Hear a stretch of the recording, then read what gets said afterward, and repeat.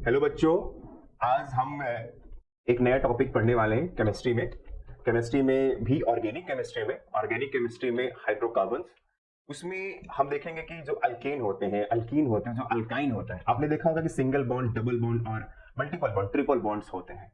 उसमें एक बॉन्ड जो होता है, जो सिंगल बॉन्डेड होते हैं, उसको हम सिग्मा बॉन्ड बोलते हैं। और जो डबल बॉन्ड में होता है उसमें एक सिंगल बॉन्ड, एक सिग्मा बॉन्ड होता है, दूसरा पाई बॉन्ड होता है। और जो ट्रिपल बॉन्डेड होते हैं उसमें एक सिग्मा बॉन्ड, बाकी जो दोनों होते हैं दोनों के दोनों पाई बॉन्ड होते हैं।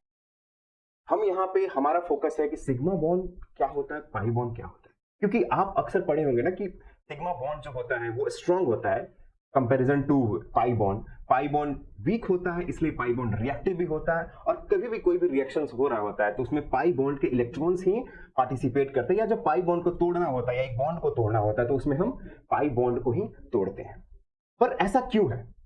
मतलब कि हम पाई बॉन्ड इतना वीक कैसे है?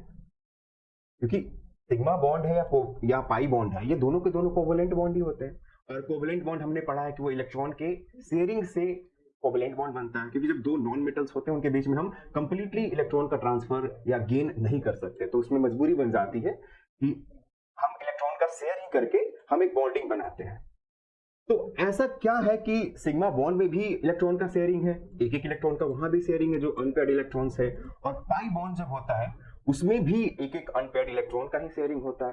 फिर भी ऐसी क्या, मतलब कैसे वो शेयर करते हैं, कैसे वो बॉन्ड बनाते हैं कि एक स्ट्रांग हो जाता है उसके कंपैरिजन में और एक वीक रह जाता है। और वही जो वीक होता है वही बार बार टूटता है रिएक्शंस में, और उसी के इलेक्ट्रॉन्स, आपने रेजोनेंस पढ़ा होगा, तो रेजोनेंस में भी पाई के ही बॉन्ड के जो इलेक्ट्रॉन्स होते हैं वही पार्टिसिपेट करते हैं।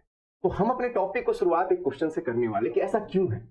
क्वेश्चन इसलिए है क्योंकि आप कहेंगे अरे आपने तो सर पढ़ाया ही नहीं, अब और बिना पढ़ाए आप क्वेश्चन रेज कर रहे हो, भी क्वेश्चन आपका क्वेश्चन है तो जरूरी है। क्योंकि सवाल से ही ना साइंस का क्रिएशन हुआ है। अगर आपके जहन में सवाल नहीं होते ना तो जितने भी रिसर्च है, जितने भी थ्योरीज हैं, और उनके बाद हम उनका यूज करके बहुत सारा चीज बना रहे हैं, मतलब एप्लीकेशन में ला रहे हैं, सैटेलाइट बनाया, मोबाइल फोन बनाया, बाइक बनाया, व्हीकल बनाया, पेट्रोलियम्स के प्रोडक्ट्स बनाया, डीजल बनाया, पेट्रोल बनाया, ये सारी चीजें ना उस सवाल पे ही आया है।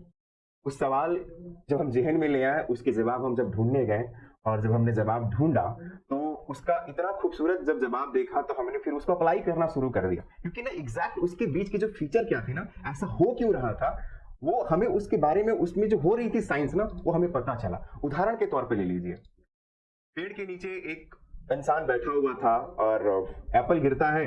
उसके जहन में सवाल आया, ये एप्पल नीचे क्यों गिरा, ऊपर क्यों नहीं गया। फिर वो उसके सवाल ने ना उसको परेशान किया। फिर वो कुछ भी सामान ऊपर फेंक रहा था या होता भी देखा उसने कि वो सब चीज नीचे ही क्यों गिरा। अब उस सवाल वो इतना महत्वपूर्ण था ना कि उसके जब जवाब वो ढूंढने गए ना तो उन्होंने थ्योरी ऑफ ग्रेविटी को खोजा, एक ग्रेविटेशनल लॉ को खोजा कि भाई इस धरती का एक अपना खुद का खुद एक ग्रेविटेशनल फोर्स है, गुरुत्वाकर्षण बल है, जिसकी वजह से वो कोई भी चीज को अपनी तरफ खींचती है।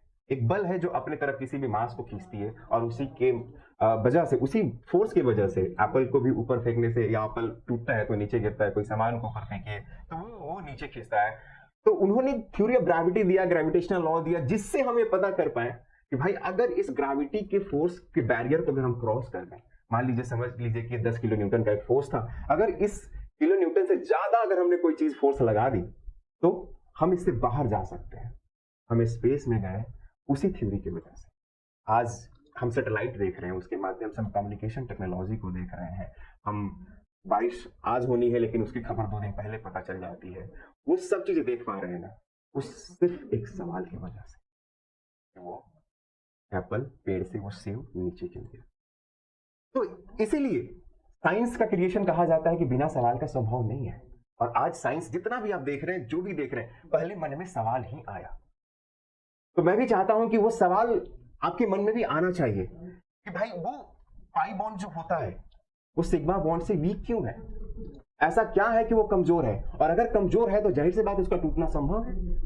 अगर टूट रहा है तो जल्दी रिएक्टिव हो रहा है। मतलब पाई बॉन्ड स्ट्रॉन्ग है, मतलब पाई बॉन्ड का एक सख्त लौंडा है, क्या है भाई, उसके जहन में भी तो दिल है, लेकिन पाई वाला जल्दी पिघल जा रहा है। तो उसका दिल कहा इतना पिघल जा रहा है जल्दी, और सख्त, और सिग्मा बॉन्ड का है सख्त लौंडा है। ये ये सवाल जब आया किसी के जहन में ना, तो उन्होंने उसके जवाब को ढूंढने की जब कोशिश की ना, तो आपको मैं दिखाऊंगा कि जब वो जवाब ढूंढने गए, जब उनको जवाब मिला और उस जवाब से उन्होंने पाई बॉन्ड को तोड़ तोड़ के क्या क्या नहीं बनाया। उन्होंने पाई बॉन्ड को तोड़ के पेट्रोलियम के प्रोडक्ट्स बनाए।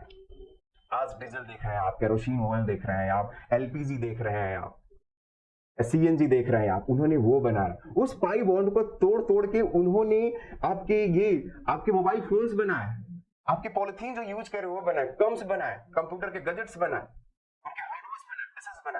पॉलीमराइज करके।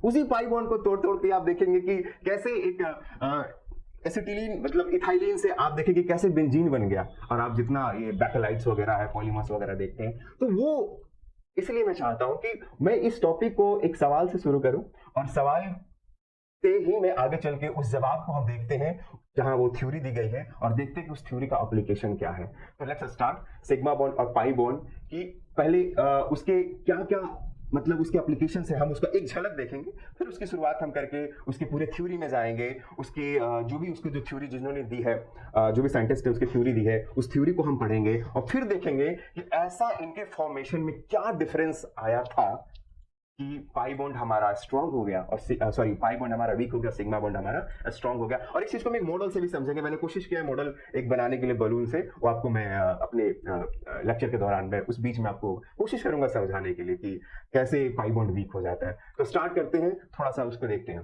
तो हमारा टॉपिक है सिग्मा बॉन्ड एंड पाई। आपने हाइड्रोकार्बन से पढ़ा होगा, तो हाइड्रोकार्बन में देखा होगा ना, अल्केन्स होते हैं, अल्कीन और अल्काइन देखा होगा। अल्कीन में मैं एक उदाहरण एग्जांपल के तौर पे ले लेके चलता हूं, इथेन, इथीन और इथाइन। ठीक है, CH3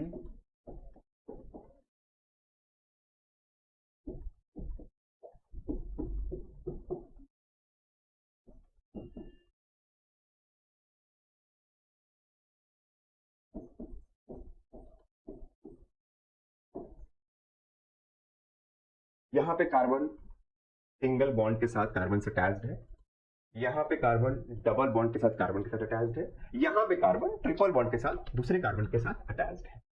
इसको इथेन, इसको इथाइन और इसको इथीन और इसको इथाइन बोलते हैं। इसमें जो सिंगल बॉन्डेड होते हैं, अब इसको मैं पूरा खोल के देखूं तो आपको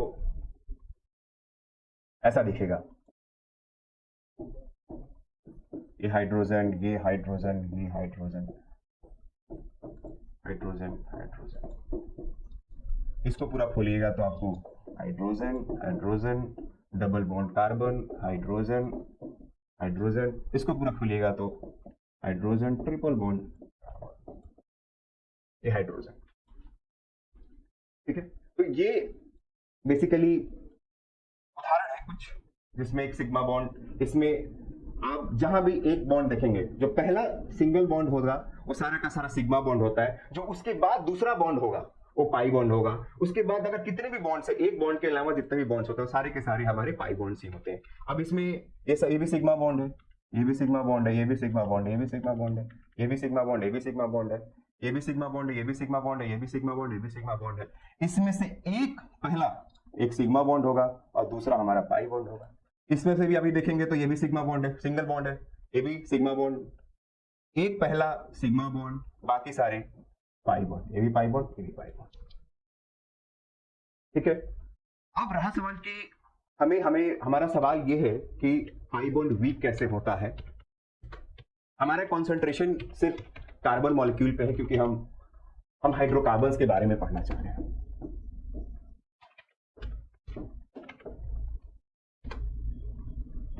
हमारा फोकस हाइड्रोकार्बन्स पे है, इसलिए हमारा सेंटर ऑफ जो कंसंट्रेशन है वो कार्बन के बॉन्ड के बीच में। हमारा सेंट्रल जो एलिमेंट्स है, जो हमारा एटम है, वो हमारा कार्बन है और कार्बन के फीचर्स को देखेंगे।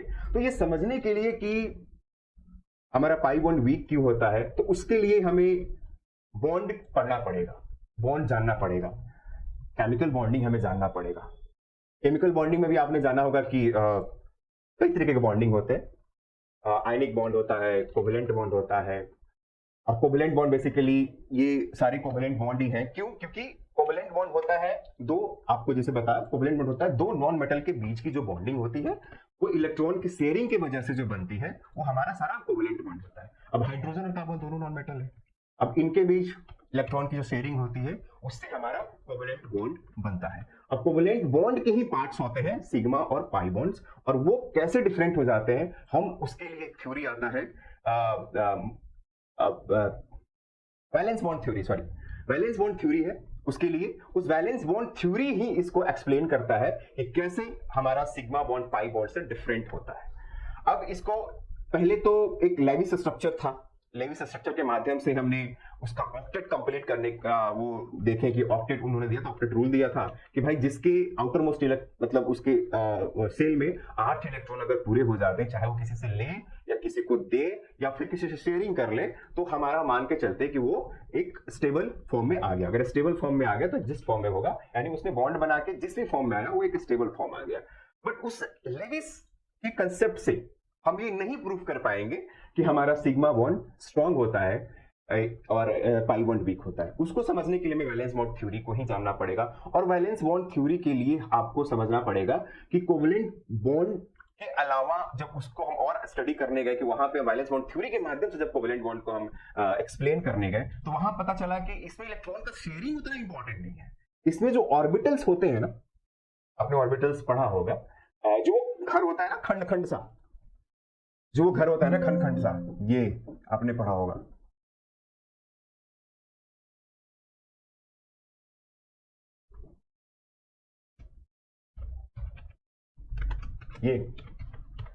ये ऑर्बिटल्स होते हैं। तो उसमें जब वैलेंस बॉन्ड थ्योरी आया उसमें वीवीटी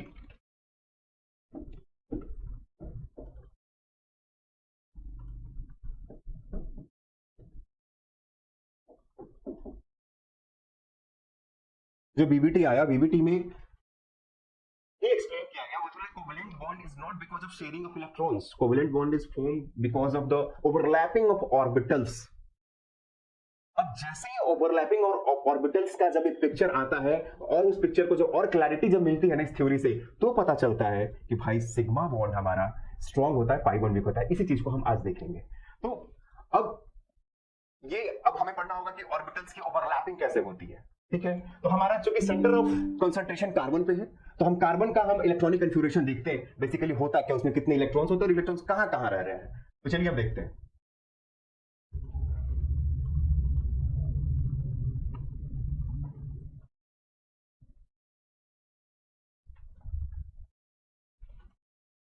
कार्बन कितने इलेक्ट्रॉन्स होते हैं उसमें, इसके एटॉमिक नंबर।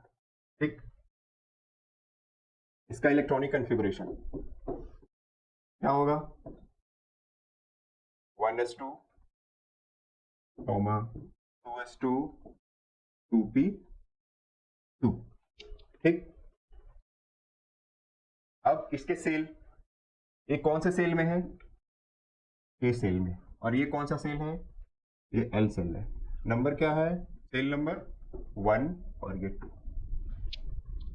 ठीक, आपने भी पढ़ा होगा कि जब क्वांटम नंबर पढ़ा होगा एटॉमिक स्ट्रक्चर में, तो एक सेल में कितने नंबर ऑफ ऑर्बिटल्स हो सकते हैं, वो घर, वो खंड, वो ऑर्बिट छोटा छोटा, इसमें इलेक्ट्रॉन्स रहते हैं। और आपको पता है एक घर में कितने इलेक्ट्रॉन्स होते हैं, दो ना, अपोजिट स्पिन में। हाँ मुझे पता, आई थिंक मैं मान के चलता हूं आपको ये पता होगा।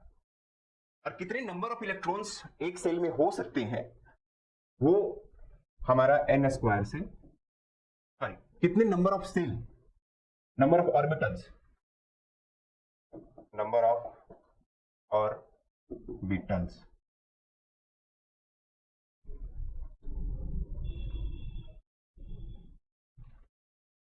number of orbitals in a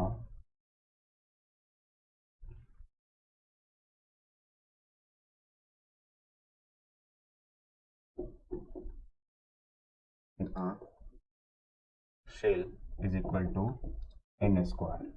तो इसमें कितना होगा 1 स्क्वायर, इसमें कितना होगा 2 स्क्वायर, 1 स्क्वायर 1, 2 स्क्वायर 4, और दिख भी रहा है यहाँ पे s का 1 और p का कितना होता है 3। कौन कौन सा px py और pz, यही उसके ऑर्बिटल्स होते हैं। ठीक है, अब कार्बन का इलेक्ट्रॉनिक कन्फिगरेशन चूंकि क्या होता है 1s2 2s2 2p2। ठीक, ऑर्बिटल्स आपने देख लिया, फिर ऊपर अब चलते हैं 2s2। अब इनका हम, एक होता है कि ग्राउंड स्टेट होता है, ग्राउंड स्टेट में उनके इलेक्ट्रॉन्स कैसे, ग्राउंड स्टेट क्या है ना कि जब आपने कुछ एनर्जी नहीं दिया हो, ठीक है, बिल्कुल जिस स्टेट में वो एग्जिस्ट कर रहे हैं उसी स्टेट में है, कभी हमने एनर्जी उनको नहीं दिया। मतलब आदमी नीचे से आ रहा है तो सबसे पहले कहाँ आएगा, ग्राउंड फ्लोर पे आएगा, उसको कुछ एनर्जी मिलेगा, चढ़ेगा, तब वो आगे वाले जाएगा। तो एक ग्राउंड स्टेट होता है और एक होता है एक्साइटेड स्टेट, जहां पे हम थोड़ा एनर्जी देकर उसको एक्साइट करते हैं। तो ग्राउंड स्टेट में हम ये देखते हैं कि यहाँ इसके पास एक ऑर्बिटल्स था, यहां भी s का एक ऑर्बिटल्स होता है और p का 3 ऑर्बिटल्स होता है। तो एक इलेक्ट्रॉन्स ऐसा रहेगा, एक ऐसा रहेगा। एक्साइटेड स्टेट में हमारा जो कॉन्फ़िगरेशन होगा, जो एक्साइट करेंगे जब इसको एनर्जी देंगे, तो आपने देखा होगा ना कि या तो आप पूरा भरे रहे या आप हाफ फिल्ड रहे। अगर उसके बाद अगर पूरा भरे नहीं है तो आप हाफ फील्ड, आपने पढ़ा होगा ना अबाउ प्रिंसिपल, तो हाफ फील्ड वाला हम थ्योरी तो हम जाते हैं और वो ज्यादा स्टेबल होता है। तो एक इलेक्ट्रॉन खुद के यहां आ जाएगा और इस सारे के सारे चारों के चारों जो ऑर्बिटल्स हैं वो हमारे एक एक इलेक्ट्रॉन्स ऑक्युपाई कर लेंगे। तो ये एक्साइटेड स्टेट होता है। अब चूंकि आप कोवेलेंट बॉन्ड पढ़ने जा रहे हैं तो दो टर्म्स आपको पता होना चाहिए, एक वैलेंसी और एक कोवैलेंसी। वैलेंसी मतलब संयोजकता और कोवैलेंसी मतलब संयोजकता। वैलेंसी और कोवैलेंसी क्या होता है,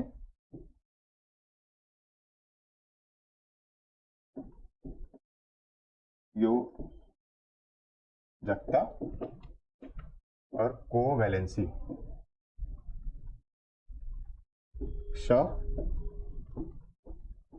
संयोग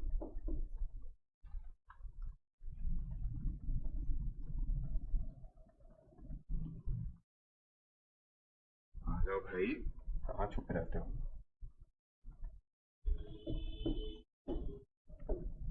संयोजकता। वैलेंसी का मतलब होता है कि एक एटम जो है वो कितना नंबर ऑफ मैक्सिमम बॉन्डिंग बना सकता है, the capacity of bonding, the capacity of forming bonds. Capacity का मतलब होता है कि आपकी मैक्सिमम क्षमता क्या है, वो होती है उसकी वैलेंसी। और कोवैलेंसी का मतलब क्या है कि वो कितना नंबर ऑफ बॉन्ड बना सकता है, चाहे वो ग्राउंड स्टेट में रहे या फिर वो एक्साइटेड स्टेट में रहे, यही मतलब होता है। तो अगर आप देखेंगे कि कार्बन है, कार्बन के 6 इलेक्ट्रॉन्स है और 6 इलेक्ट्रॉन का जब आपने देखा एकदम ग्राउंड स्टेट पे आपके पास और 2 अनपेयर्ड इलेक्ट्रॉन थे, और बॉन्डिंग कौन बनाएगा, जो अनपेयर्ड इलेक्ट्रॉन्स होंगे वही पार्टिसिपेट करेंगे पेयरिंग में। अब जो भरा होगा, जाहिर सी बात है ना, जो घर भरा होगा उसको क्या जरूरत है किसी और की एंट्री लेने की या किसी और को शेयर करने की। जो खाली होगा, आधा खाली होगा, वही किसी आधे खाली के साथ पेयरिंग करेगा और पेयर करके अपने घर को भर लेगा। यही होता है आपका इक्विवेलेंट बॉन्ड में। तो जितना नंबर ऑफ अनपेयर्ड इलेक्ट्रॉन होगा उसके पास अवेलेबल, वही उसकी कोवैलेंसी होगी। लेकिन मैक्सिमम कितना हो सकता है, एक्साइट करने के बाद मैक्सिमम कितना हो सकता है, कितनी उसकी मैक्सिमम क्षमता बन सकती है, कितनी मैक्सिमम नंबर ऑफ अनपेयर्ड उसके पास ऑर्बिटल्स हो सकते हैं या अनपेयर्ड इलेक्ट्रॉन्स वाले घर उसके पास बन सकते हैं, वही उसकी क्या होगी, उसकी वैलेंसी होगी। मैक्सिमम क्षमता, मैक्सिमम बॉन्ड। और ये भाई जितना भी है, चाहे वो ग्राउंड स्टेट पे हो या फिर एक्साइटेड स्टेट पे, सॉरी या एक्साइटेड स्टेट पे, जितने भी उसके पास अनपेयर्ड इलेक्ट्रॉन्स हैं उसके अकॉर्डिंग। अब मैं आपसे पूछूं कि क्वालिटी चैनल आपको अभी अभी ग्राउंड स्टेट पे या एक्साइटेड स्टेट पे दोनों के मिला के maximum number of unpaired electron कितने बन सकते हैं? क्या 2 बन सकते हैं या 4 बन सकते हैं? ऑब्वियस ही बात है, मैक्सिमम नंबर तो 4 बन सकते हैं। तो हम ये बोल सकते हैं क्या कि कार्बन का मैक्सिमम जो वैलेंसी है, मतलब जो कार्बन की जो वैलेंसी है वो अपने आप में डिफाइंड है मैक्सिमम। कार्बन की जो वैलेंसी है वो कितनी हो सकती है? 4। लेकिन उसकी कोवैलेंसी क्या क्या हो सकती है? क्या उसकी कोवैलेंसी 2 भी हो सकती है? हाँ हो सकती है, क्योंकि वो ग्राउंड स्टेट में भी और एक्साइटेड स्टेट में भी जितने भी अनपेयर्ड इलेक्ट्रॉन्स है उसके हिसाब से उसकी कोवैलेंसी है। क्या उसकी 4 हो सकती है? हाँ बिल्कुल हो सकती है। कब? जब वो एक्साइटेड स्टेट में होगा तो उसकी 4 भी हो सकती है। लेकिन जब वो ग्राउंड स्टेट में रहेगा तो उसकी कोवैलेंसी 2 भी हो सकती है। लेकिन ओवरऑल मैक्सिमम कितनी हो सकती है? वो 4 हो सकती है और वही उसकी वैलेंसी होती है। इसीलिए आप लोगों ने पढ़ा होगा कि कार्बन एक टेट्रावैलेंट कंपाउंड है या टेट्रावैलेंट एलिमेंट है। इसलिए जो भी आप अल्कीन, टेट्रावैलेंट मतलब वो 4 बॉन्ड ही बना सकता है, नहीं यहां 2 बॉन्ड ही बना सकता है। एग्जांपल है हमारे पास CCl2 CH2, आप जानते हैं ये दोनों अनस्टेबल है, इसीलिए एग्जिस्ट ही नहीं करते हैं। लेकिन आपने देखा होगा CH4, आपने पढ़ा होगा CCl4 आपने पढ़ा होगा, ये दोनों एग्जिस्ट करते हैं। कार्बन टेट्राक्लोराइड आप पढ़े होंगे, मीथेन है, ये एग्जिस्ट करते हैं। तो इसीलिए हम कहते हैं कि कार्बन क्या है? टेट्रावैलेंट है। आपने जो भी वो उदाहरण पढ़ रहे थे, आप जो भी उदाहरण पढ़ रहे थे, क्या पढ़ा था आपने?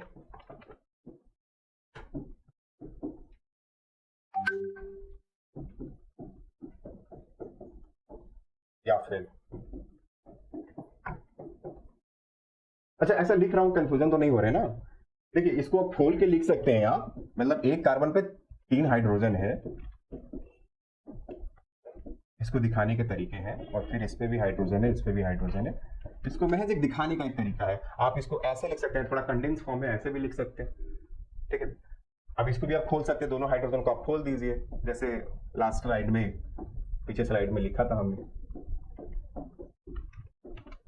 आप इसमें भी आप सब जगह देखिए, चाहे वो इथेन हो, इथीन हो या इथाइन हो, आप सब जगह देखिए कार्बन के 4 बॉन्ड हैं एक कार्बन के, एक बॉन्ड ये, एक बॉन्ड ये, एक बॉन्ड ये, एक बॉन्ड ये, 4 बॉन्ड है। इसमें देखते हैं एक बॉन्ड ये, एक बॉन्ड ये, एक बॉन्ड ये, एक बॉन्ड ये, 4 बॉन्ड है। इसमें भी देखते हैं एक बॉन्ड ये, 1 2 3, 4 बॉन्ड है। तो जहां भी आप देखेंगे कार्बन वो टेट्रावैलेंट ही होगा। क्या आपने समझ लिया कैसे टेट्रावैलेंट आया? 4 अनपेयर्ड इलेक्ट्रॉन उसके पास पॉसिबल है। कहां पॉसिबल थे? ग्राउंड स्टेट में, एक्साइटेड स्टेट में नहीं जी, एक्साइटेड स्टेट में पॉसिबल थे।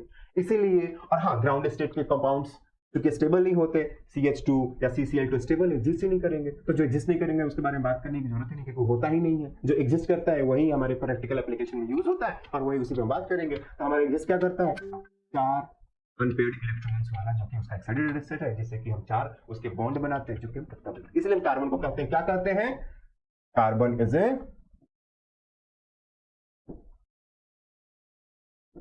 टेट्रावैलेंट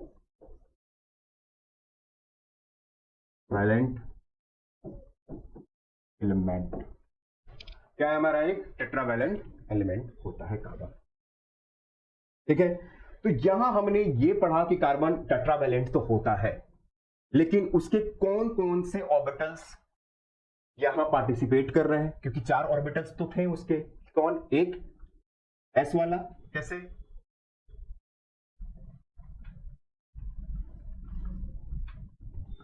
एक क्या था? 1s2 2s2 और 2p2। तो अच्छा एक चीज और आप बताइए, मतलब मैं उम्मीद करके चलता हूं कि सबको पता होना चाहिए या पता होगा कि हमारी इलेक्ट्रॉनिक, मतलब हमारे केमिकल रिएक्शन में, चाहे केमिकल बॉन्डिंग हो, चाहे उसमें इलेक्ट्रॉन का शेयरिंग हो, चाहे डोनेशन हो, कौन सा इलेक्ट्रॉन पार्टिसिपेट करता है? आउटर मोस्ट शेल का इलेक्ट्रॉन या इनर मोस्ट शेल का इलेक्ट्रॉन? ये आउटर मोस्ट शेल है यहां के लिए, कार्बन के लिए, कार्बन 6 के लिए ये आउटर मोस्ट है। दिस इज Al शेल, जो कि इस केस का आउटर मोस्ट शेल है, और ये हमारा इनर है, इनर शेल है। तो ये इलेक्ट्रॉन पार्टिसिपेट करेंगे ना, और क्यों ये करेंगे? अरे भाई इलेक्ट्रॉन को पार्टिसिपेट करने के लिए पहले तो इलेक्ट्रॉन को यहां से रिलीज होना पड़ेगा, इलेक्ट्रॉन का यहां से फ्रीडम होगा उतना मूवमेंट के लिए। और फ्रीडम कैसे होगा, आपको पता है, ये न्यूक्लियस होता है, यहां पे पॉजिटिव चार्ज होता है, और इसके सराउंडिंग में हमारे सेल्स होते हैं, जहां पे क्या होते हैं, इलेक्ट्रॉन्स होते हैं। इलेक्ट्रॉन्स पे क्या होता है, नेगेटिव चार्ज होता है। तो जो, और आप जानते हैं पॉजिटिव और नेगेटिव चार्जेस क्या एक दूसरे को अट्रैक्ट करती है, और सिमिलर चार्जेस क्या होते हैं एक दूसरे को रिपेल करती है। तो यहां जो चार्ज जितना ही नजदीक होगा, जो इलेक्ट्रॉन जितना ही नजदीक होगा न्यूक्लियस के, उस पर उतना ही ज्यादा क्या अट्रैक्शन फोर्स लगेगा। मतलब अगर मैं कहूं ये हमारा K है, ये हमारा L है, ये हमारा M है, ये हमारा N है, तो अगर जैसे मैं K से L और L से M और N की तरफ में बढ़ते जा रहा हूं, तो क्या न्यूक्लियस का इलेक्ट्रॉन पे अट्रैक्शन जो फोर्स है वो कम होते चला जाएगा, क्योंकि डिस्टेंस बढ़ रहा है। क्योंकि डिस्टेंस क्या होता है, फोर्स क्या होता है, डायरेक्टली प्रोपोर्शनल टू चार्ज और इनवर्सली प्रोपोर्शनल टू उसका डिस्टेंस। तो जितना ही ज्यादा डिस्टेंस होएगा उस पे न्यूक्लियस का कंट्रोल कमजोर हो जाएगा। अब जब न्यूक्लियस का कंट्रोल कमजोर होगा तो वो इलेक्ट्रॉन उतना ही ज्यादा फ्री होगा मूवमेंट के लिए, और वो इलेक्ट्रॉन अगर फ्री होगा मूवमेंट के लिए तो वही तो इलेक्ट्रॉन पार्टिसिपेट करेगा केमिकल रिएक्शंस में, चाहे उस इलेक्ट्रॉन के साथ आप डोनेशन कर दो या चाहे उस इलेक्ट्रॉन का आप शेयरिंग कर दो। तो मतलब आप बॉन्ड बना रहे हो, मतलब कि केमिकल रिएक्शन में आप क्या कर रहे हो, पार्टिसिपेट कर रहे हो। तो ये समझ में आया कि आउटर मोस्ट शेल के ही इलेक्ट्रॉन्स पार्टिसिपेट करते हैं बॉन्डिंग में। सिंपल है, क्यों, क्योंकि ये न्यूक्लियस पे उसका असर कम होता है और खिंचाव कम होता है, वो फोर्स अपने तरफ कम लगाता है, जिसकी वजह से वो फ्री होते हैं और इजीली चले जाते हैं। तो जिसमें कम एनर्जी लगती है वही काम सारा होता है, जल्दी होता है, आसानी से होता है। तो ये चीजें हैं। अब ये पता चल गया ना, मतलब मुझे बताना नहीं था, मैं लेके चल रहा था, फिर भी सोचा बता दूं कि ये जो आउटर मोस्ट शेल के जो 4 इलेक्ट्रॉन्स थे, ये, सॉरी माफ कीजिएगा,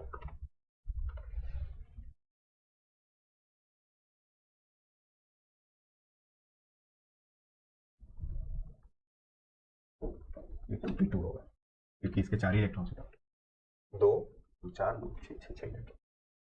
तो यही यही के इलेक्ट्रॉन्स हमारे पार्टिसिपेट करेंगे, और यही पार्टिसिपेट करके कैसे सिग्मा बॉन्ड और पाई बॉन्ड बनाते हैं, इसी चीज को हमें देखना है। किस थ्योरी से, वैलेंस बॉन्ड थ्योरी से, जहां पे ऑर्बिटल्स के ओवरलैपिंग से बॉन्ड का फॉर्मेशन होता है। तो देखते हैं कैसे होता है वहां पे, ठीक है।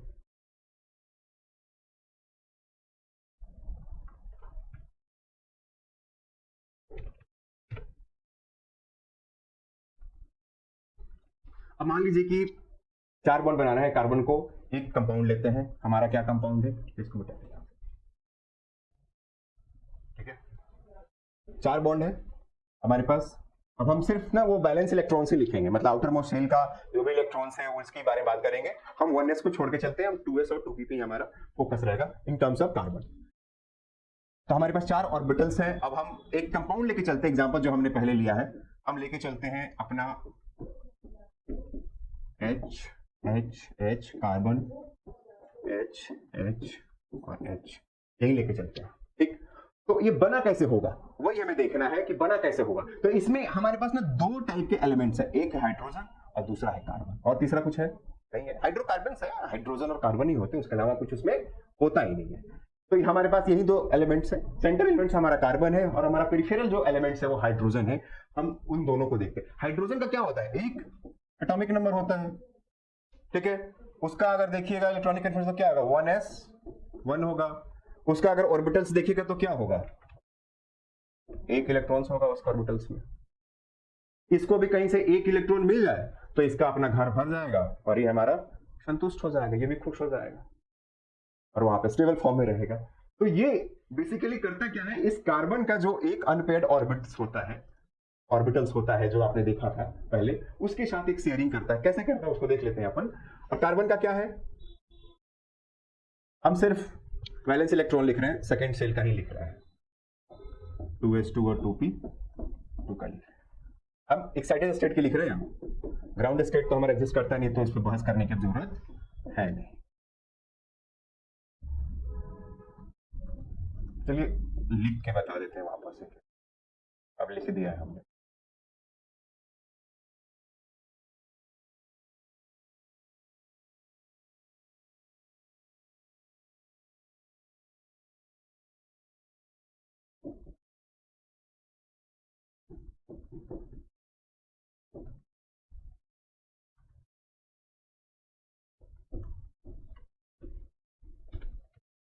ठीक है, इलेक्ट्रॉन आपका एक्साइट होके चला गया और इस फॉर्म बना दिया। तो वैलेंस बॉन्ड थ्योरी को पढ़ने के लिए हमें सबसे ज्यादा इंपॉर्टेंट है कि हमें ऑर्बिटल्स के शेप पढ़ने होंगे कि उसका शेप क्या होता है, और उस शेप में मतलब वो इलेक्ट्रॉन कैसे रहता है, कैसे मूव करता है, कैसे वो इलेक्ट्रॉन उस शेप के बीच में रहता है। तो आप जानते हैं इसको हम बोलते हैं एस ऑर्बिटल्स, और इस तीनों पी के ऑर्बिटल्स को हम बोलते हैं px, py और pz नाम से जानते हैं अपन। px, py और pz नाम से जानते हैं। इसका हम शेप देखेंगे, ठीक है। s ऑर्बिटल्स का शेप क्या होता है,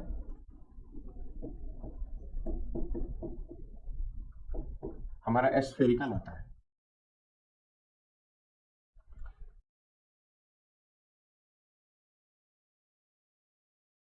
जो स्फीयर का शेप होता है वैसा ही होता है। ऐसा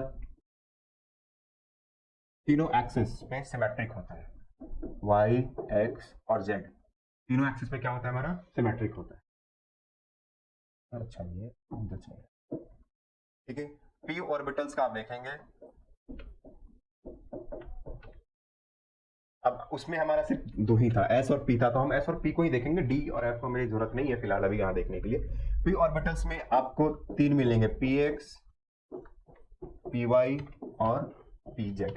px का जो शेप होता है x एक्सिस के अलोंग, ये हमारा y एक्सिस हो गया, ये हमारा x एक्सिस हो गया, x एक्सिस के अलोंग ये डम्बल शेप होता है। py का आप देखेंगे तो y एक्सिस के अलोंग आपका ये डम्बल शेप है। z का देखेंगे तो z एक्सिस के along, z axis y, x and z axis के अलोंग आपका डम्बल शेप होता है। इलेक्ट्रॉन्स जो है, इसके जो इलेक्ट्रॉन्स होंगे, इसके ऑर्बिटल्स में जो इलेक्ट्रॉन्स थे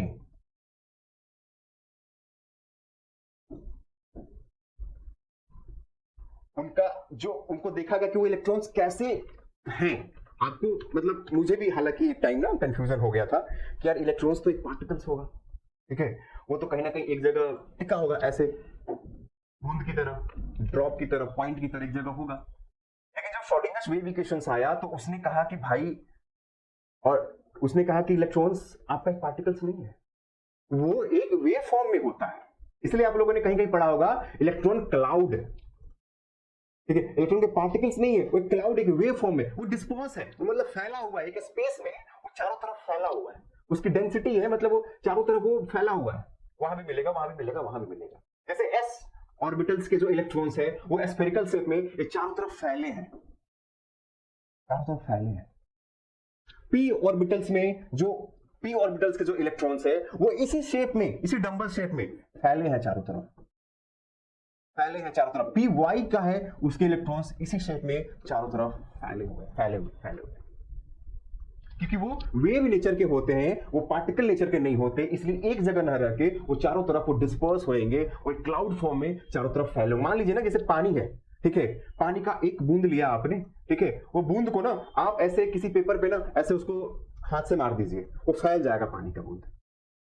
तो जो पानी का बूंद जैसे फैलेगा ना, वो मान लीजिए वो वैसे ही वो डिस्पर्स फेज में वो एक तरीके से फैला हुआ है। या एक बाल्टी पानी है, मान लीजिए एक इलेक्ट्रॉन है, अब उसको ना पटा दीजिए दीवार पे, दरवाजा पे, कहीं माटी में पटा दीजिए, तो जिस तरीके से फैल गया ना, समझ लीजिए कि वो एक इलेक्ट्रॉन था, वो फैल गया, तो वो इलेक्ट्रॉन वो पूरा फैला हुआ है, वो एकदम पूरा इस स्पेस में फैला हुआ है। जब इसको स्पेक्ट्रोस्कोपिक से जब इलेक्ट्रॉन्स को देखा गया तो देखा गया यार ये तो एक शेप में फैला हुआ है। पी ऑर्बिटल्स के जो पी सबशेल के जो इलेक्ट्रॉन्स है, जो P orbitals px y pz के जो इलेक्ट्रॉन्स है, px का देखा गया तो ऐसे है, py का देखा गया तो ऐसे है, pz का देखा गया तो इलेक्ट्रॉन सारा ये फैला हुआ, एक ही इलेक्ट्रॉन लेकिन फैला हुआ है, ऐसा देखा गया।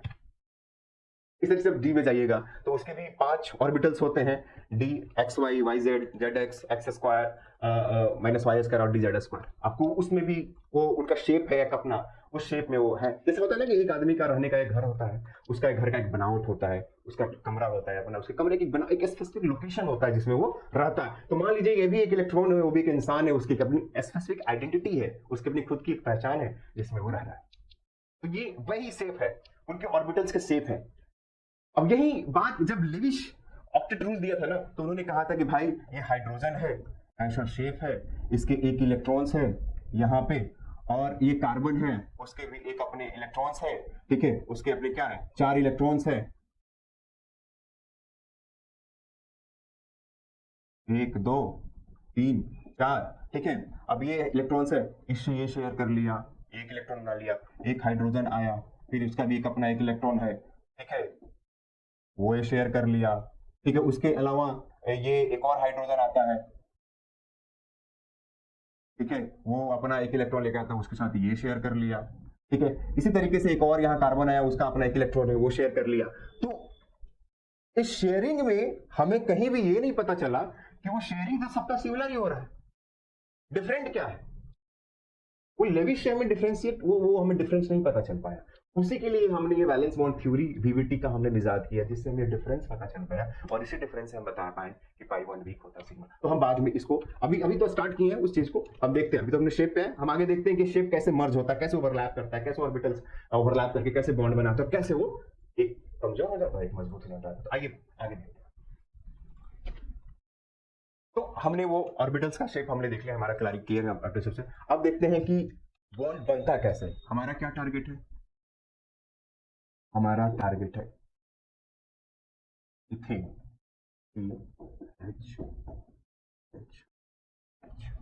यहां सारे के सारे हमारे क्या है, सिंगल बॉन्ड है, सारे के सारे सिग्मा बॉन्ड होंगे, सिग्मा सिग्मा सिग्मा, ठीक, कोई इशू नहीं है। बट बनता कैसे सिग्मा, और हम आपको दिखाना चाह रहे हैं, ठीक है। तो पहले सिग्मा बॉन्ड का एक फॉर्मेशन है, देखिए क्या होता है। जैसे कि मान लीजिए कि ये एस हाइड्रोजन है और कार्बन के बीच में हम एक इस बॉन्ड को देख रहे हैं, इस बॉन्ड को, ठीक है। मान लीजिए इस बॉन्ड को हम उठा के इसको, हम इसको मतलब वैलेंस बॉन्ड थ्योरी से देख रहे हैं करीब जाके और अंदर घुस के कि ये कैसे बना है। मान लीजिए हाइड्रोजन था और कार्बन है, हाइड्रोजन के पास अपना एक इलेक्ट्रॉन था, वो किस में था, वो एस सेल में था, एस सेल के ऑर्बिटल्स में था, जो कि क्या है, स्फेरिकल है। तो अपने उस स्फेरिकल में एक इलेक्ट्रॉन, ठीक है। कार्बन के पास क्या था, 4 थे, S P X P Y और पी जेड। एस इसका भी स्फेरिकल होगा, पी एक्स हमने देख लिया, एक्स एक्सिस से वाई, पी वाई हमने देख लिया, ये वाई, पी जेड भी हमने देख लिया।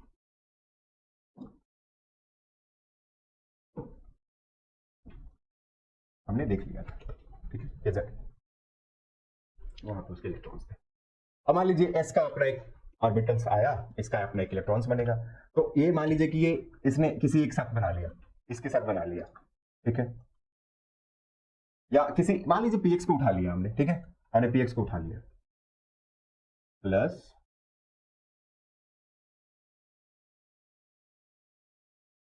वाई एक्स, ये क्या है हमारा पीएक्स, इसमें उसका एक अपना इलेक्ट्रॉन है, ठीक है, एक इलेक्ट्रॉन है पीएक्स वाला। अब ये दोनों ओवरलैप करके कुछ ऐसा शेप बनाएगा, ये दोनों ओवरलैप करेगा, यहां जो इसका इलेक्ट्रॉन है, मान लीजिए वो इलेक्ट्रॉन आपका यहां आ गया, ये दोनों ओवरलैप करके एक शेप बनाएगा, वो शेप ऐसा आपका बनेगा,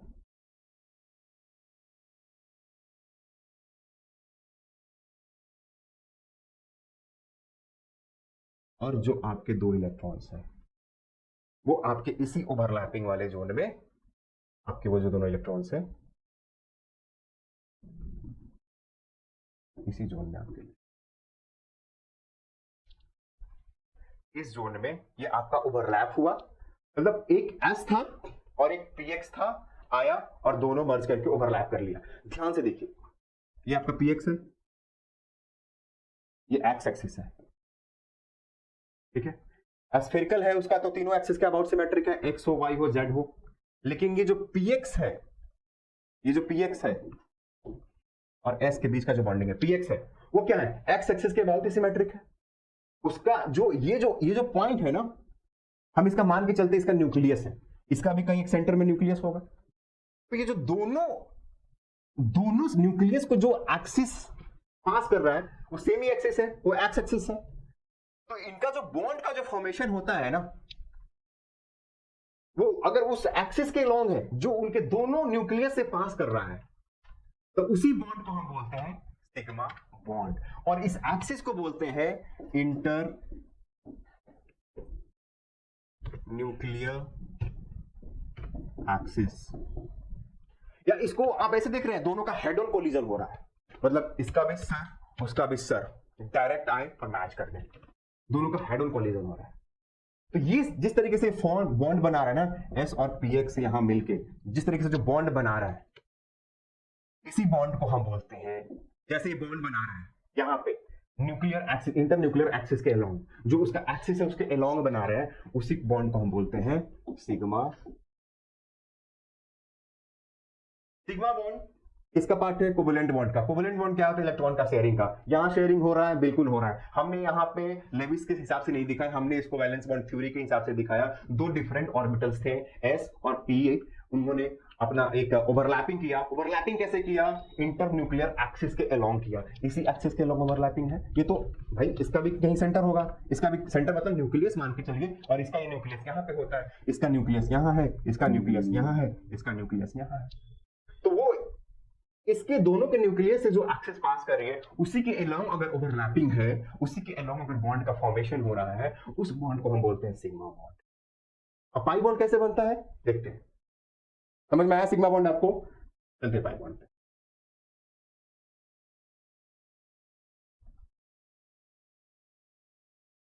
ठीक है, पाई बॉन्ड का फॉर्मेशन कैसा होता है देखिए।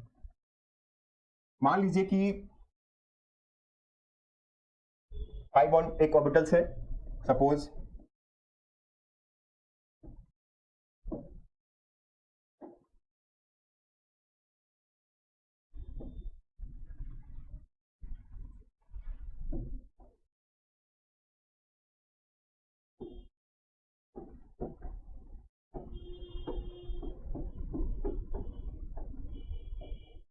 पाई बॉन्ड, ठीक है। Pi bond P X P Y P Z किसी का भी बन सकता है।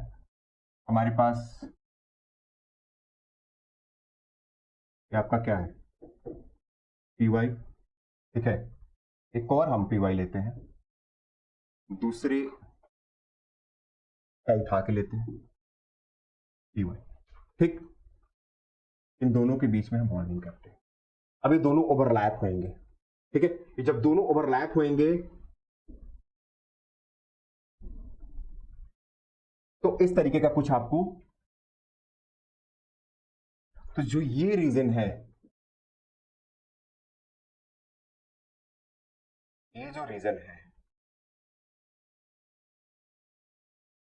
यही आके इनका इलेक्ट्रॉन मिला है, जहां पे ओवरलैप हो रहे हैं, इन्हीं के वजह से इनका एक बॉन्ड बना है, यहीं पे वो बॉन्ड बना। अब बताइए, जो ओवरलैपिंग हुआ है और दोनों का न्यूक्लियस क्या है? इसका न्यूक्लियस कहां है? यहाँ है। इसका न्यूक्लियस कहां है? यहाँ है, ठीक है। इन दोनों को न्यूक्लियस को मिला के कौन सा एक्सिस पास कर रही है? ये, ठीक है। आप बता सकते हैं कि जो पाई बॉन्ड बना है, इसकी जो ओवरलैपिंग हुई है, क्या इस दोनों के न्यूक्लियस से जो एक्सिस पास कर रही है, यानी इंटर न्यूक्लियर एक्सिस, क्या उसके अलोंग है या उसके परपेंडिकुलर है? परपेंडिकुलर है। दिस इज नॉट अलोंग ना, ये उसके ऊपर है, इसके नीचे है। ऊपर और नीचे क्लाउड बना है, इलेक्ट्रॉन का मर्ज हुआ है, उसके एक्सिस के अलोंग नहीं हुआ है। इसको बोलते हैं हम कोलैटरल ओवरलैपिंग। सिग्मा बॉन्ड को क्या बोला हमने? Head on overlapping, inter nuclear axis overlapping, क्योंकि वो दोनों के जो न्यूक्लियस से जो एक्सिस पास कर रही है, उसके अलोंग वो ओवरलैपिंग हो रही थी, हमने देखा था, ठीक है, यहां पे। लेकिन इस केस में क्या हो रहा है?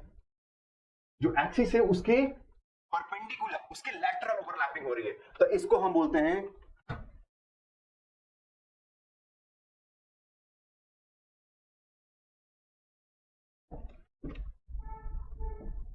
कोलैटरल,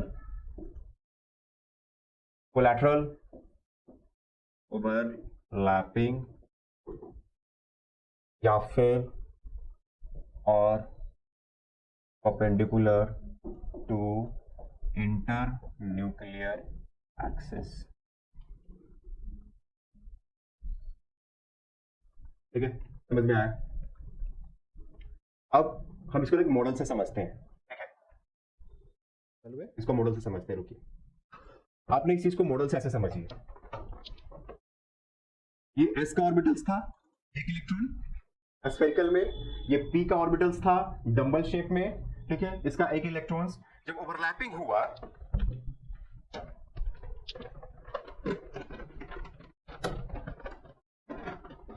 मान लीजिए ये आपका क्या है, px है, ठीक है, ये मान लीजिए आपका px है, दिख रहा है आपको, मान लीजिए px है, और जो इलेक्ट्रॉन्स है ना वो इस पूरे बलून्स में घूम रहा है क्लाउड की तरह। क्लाउड बन गया, मान लीजिए हवा बन गया वो इलेक्ट्रॉन, और हवा बन गया है और वो पूरे बलून से भरा हुआ है, एक ही इलेक्ट्रॉन है पूरे बलून में भरा हुआ है। अब क्या हो रहा है, एक हाइड्रोजन का जो स्फेरिकल दिख रहा है, मान लीजिए हाइड्रोजन के ऑर्बिटल्स का, s ऑर्बिटल्स का एक इलेक्ट्रॉन इसमें है, और ये अपना px है। अब देखिए दोनों का ये अटैच किया,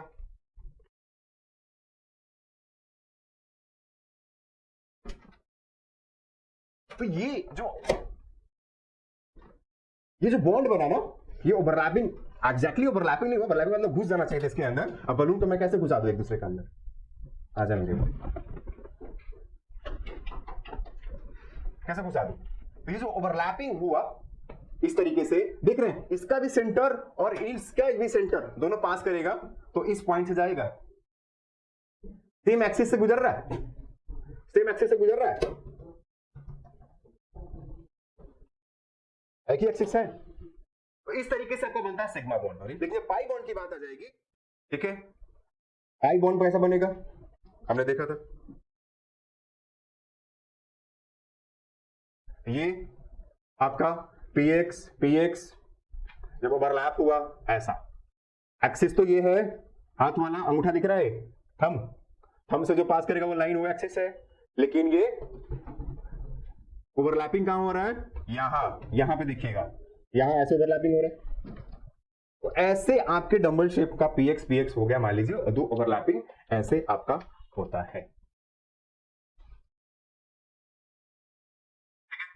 अब मान लीजिए कि हम देखते हैं, अब अल्केन को लेकर देखते हैं कि उसमें हो रहा क्या रहा था। अल्केन मतलब इथेन में देखते हैं। आपने यहां पे एक चीज क्लैरिटी हुआ कि नहीं हुआ, मैं फिर से मैं समझाऊं कि जो सिग्मा बॉन्ड बना वो हमारा जो उनका इलेक्ट्रॉन क्लाउड है, जहां पे मर्ज हुआ, एक दूसरे से ओवरलैपिंग हुआ, ऑर्बिटल्स का जो ओवरलैप हो रहा है, चाहे वो किसी के साथ भी, मतलब p के ऑर्बिटल्स के साथ या s के साथ, जब सिग्मा बॉन्ड हो रहा है तो वो इंटरन्यूक्लियर एक्सिस के अलोंग हो रहा है। तो जब भी इंटरन्यूक्लियर एक्सिस के अलोंग आपका ओवरलैपिंग होगा तो वहां पे आपका सिग्मा बॉन्ड बनाएगा, और अगर वो इंटरन्यूक्लियर एक्सिस के परपेंडिकुलर होगा, लेटरल होगा, तो आपका वो पाई बॉन्ड बनाएगा। ठीक है, अब आते हैं कि अब अल्केन पे देखिए, जो आपका इथेन था,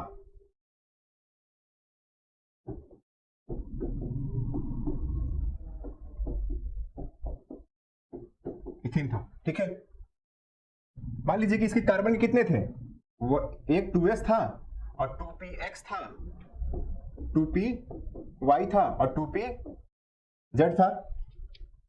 हाइड्रोजन के क्या है, ओनली 1s, ठीक है। तो इसका क्या बन रहा होगा कि यहां पे सारे, मान लीजिए फॉर्मेशन हम दिखाते हैं, इसको 3D मॉडल खोल के दिखाते हैं। 3D मॉडल क्या मतलब, वैलेंस बॉन्ड थ्योरी मॉडल को अगर खोल के दिखाएं, ठीक है, इसको थोड़ा और साइड में बनाते हैं, यहां बनाते हैं, carbon hydrogen hydrogen hydrogen carbon and then hydrogen hydrogen hydrogen, ठीक।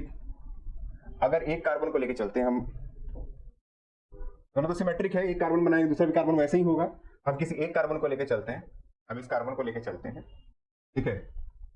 तो कार्बन के 4 ऑर्बिटल्स हैं, कार्बन के 4 ऑर्बिटल जो पार्टिसिपेट करें, कौन, 2s orbital, 2px, 2py and 2pz, और हाइड्रोजन का अपना एक है 1s। तो अगर हम इसको लेके चले तो हमारा हो जाएगा क्या, और हाइड्रोजन के क्या है, एक ऑर्बिटल 1s ऑर्बिटल, ठीक है। तो आप देखिएगा इसको ध्यान से, कार्बन होगा, हाइड्रोजन होगा, ठीक है, इसका s, अब एक s है, मान लीजिए मैंने इसको दे दिया, 2s है इसका कार्बन का, और मान लीजिए मैंने इसको दे दिया, ठीक है, क्या हुआ, 1s और 2s बन गया।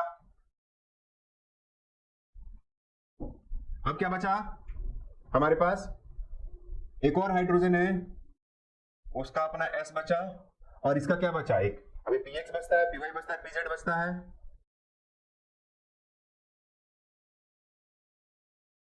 ठीक है, मैं मान के चलता हूं कि हमारा py है। ठीक है, हमारा ये गया, ये गया। ठीक है, अब ये एक ओवरलैपिंग यहां हो गया 1s हाइड्रोजन का, और मैं मान के चलता हूं 2py कार्बन का, ओवरलैपिंग हो गया। क्या ये भी इंटर न्यूक्लियर एक्सिस के अलोंग हो रहा है भाई? यहां पास कर रहे हैं। ठीक है, क्या ये भी यहां भी कुछ कुछ इस तरीके से, यहां पे इस पाई बॉम्ब px का py का एक अपना सेंटर आएगा। ठीक है, यहां पे आएगा, तो क्या ये भी इंटर न्यूक्लियर एक्सिस के अलोंग हो रहा है?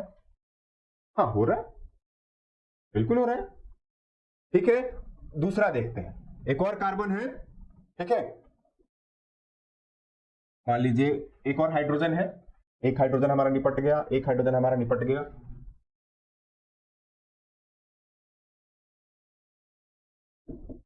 हमारे ये हाइड्रोजन निपट गया, ये हाइड्रोजन निपट गया। इस हाइड्रोजन की बात करते हैं, एक ही कार्बन पे फोकस करते हैं, दूसरे कार्बन का बॉन्ड बनाएंगे। एक हाइड्रोजन है,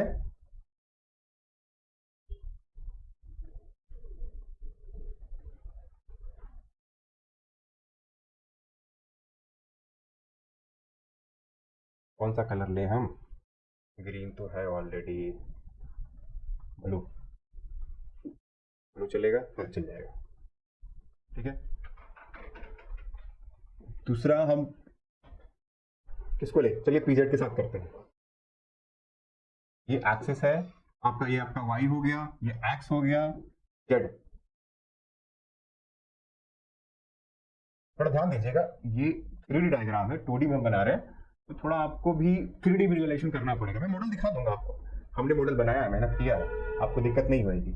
बट अभी विजुअलाइज कीजिए इस चीज को, 2D को विजुअलाइज कीजिए 3D में। आपने बलून्स तो देख ही लिए, इमेजिन कीजिए सारे बलून से, डंबल वाले बलून से या आपका स्फेरिकल वाला बलून से, तो वैसे ही आप इमेजिन करके चलिएगा, तो थोड़ा आपको यहीं पे समझ में आ जाएगा, मॉडल दिखाने की जरूरत भी नहीं पड़ेगी। फिर भी मैं मॉडल दिखाऊंगा आपको, जिनको नहीं समझ में आएगा वहां से भी हम समझ लेंगे। एक हाइड्रोजन हमारा बचा, ये हाइड्रोजन। ठीक है, हमने ले लिया, हमारा पीजेड बच रहा है। हमारा कौन सा एक्सिस है? ये जेड एक्सिस। ठीक है, सॉरी, ये विजुअलाइज भी करना है तो थोड़ा डायग्राम अच्छा बनना चाहिए ना। लीजिए, अब ये हो गया। ठीक है, ये आपका हाइड्रोजन आ गया, ये हो गया ओवरलैपिंग। क्या ये जो एक्सिस है इसके न्यूक्लियस से पास कर रही है पीजेड के? हाँ, कर रही है भाई। और क्या वही एक्सिस हाइड्रोजन का जो ऑर्बिटल था, एस ऑर्बिटल, उसके भी न्यूक्लियस से पास कर रही है?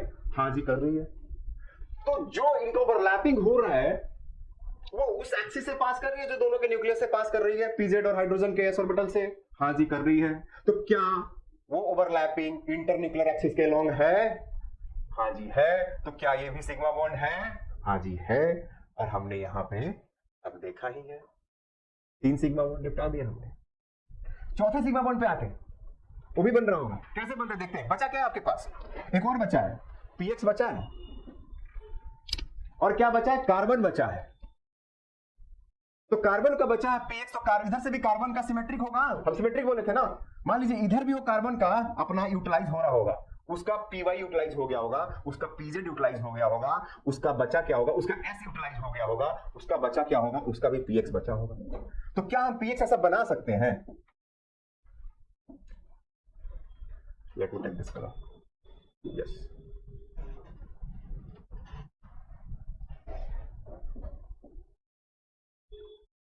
तो यहां दिक्कत आएगी, ये समझिएगा पीएक्स है, इधर जा रहा है, बट इससे कोई लेना देना नहीं है इसको। ये कार्बन है, इसका भी अपना पीएक्स, ये ओवरलैपिंग हुआ, दिख रहा है? अब ये जो पीएक्स था, कार्बन 1 का जो पीएक्स है और कार्बन 2 का जो ये पीएक्स है, एक्स एक्सिस के लॉन्ग है, ये एक्स एक्सिस, सॉरी ये एक्स एक्सिस, इधर लिख दिया, जगह नहीं है तो एक्स एक्सिस। ठीक है, तो ये जो दोनों कार्बन का जो पीएक्स है, इसका पीएक्स ईएक्स पीएस जो ओवरलैप किया, तो यहां पे कुछ ओवरलैप कर रहा है। तो क्या जो एक्सिस से पास कर रही है इस सेंटर से और इस सेंटर से, जब एक्सिस गुजर रही थी, क्या तो उसी एक्सिस के लॉन्ग है ओवरलैपिंग? है कि नहीं है? है, बिल्कुल है। इसका सेंटर यहां पड़ेगा, इसका सेंटर यहां पड़ेगा, और जब दोनों का ओवरलैपिंग होगा तो वो दोनों की सेंटर से जो गुजर रही थी एक्सिस, उसी एक्सिस के अलोंग ही वो ओवरलैपिंग है। तो क्या ये भी सिग्मा बॉन्ड है? बिल्कुल है। तो अब ताली बजाइए, क्योंकि आपने शुरू में कहा था कि आपके पास यहां पे चारों के चारों सिग्मा बॉन्ड थे, और सिग्मा बॉन्ड का आपको हमने वैलेंस बॉन्ड थ्योरी से ये थ्योरी दिया था कि अगर वो इंटरन्यूक्लियर एक्सिस के अलोंग, मतलब वो एक्सिस जो दोनों के, मतलब दोनों जो इलेक्ट्रॉन्स के जो ऑर्बिटल्स के जो शेप हैं उनके अगर सेंटर से पास कर रही है, अगर न्यूक्लियस से पास कर रही है, अगर वो ओवरलैपिंग, वो क्लाउड जहां ओवरलैप हो रहा है, जो मर्जिंग जहां पे हो रही है ऑर्बिटल्स की, अगर ओवरलैपिंग और दोनों सेंटर से न्यूक्लियस से पास करने वाली एक्सिस के अलोंग होती है, तो वहां पे सिग्मा बॉन्ड बनता है। क्या आपने चारों के चारों सिग्मा बॉन्ड देखा? सिमिलरली आप इस कार्बन का भी यहां पे देख लेंगे।